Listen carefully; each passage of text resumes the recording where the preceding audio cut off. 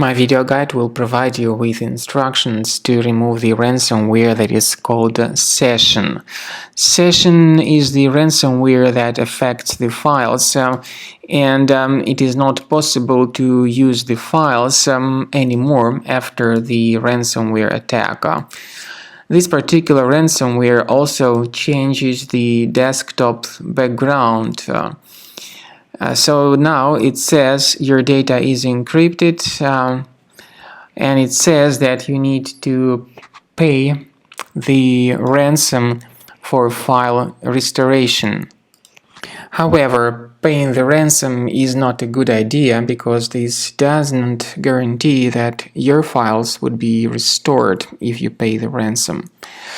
Well, first thing we recommend you to do is to carefully check the task manager of your computer, and if you find any suspicious processes that could be running in the background, you need to terminate them.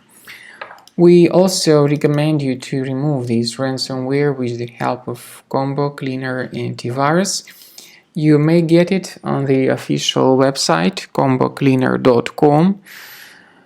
Use this green download button, install the program, and then begin researching and investigating your computer.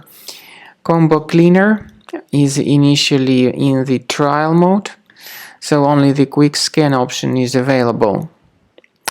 You need to click on the Start Scan button. The program will then begin researching and investigating your computer.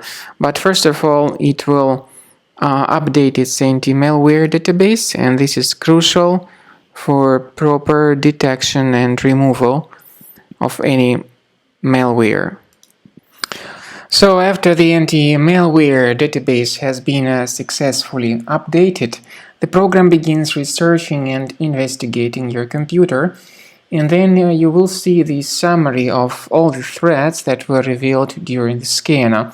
While the scanning is taking place, pay attention to the feature called anti-ransomware, which allows you to add one or several folders on your computer that will always be protected against ransomware attacks.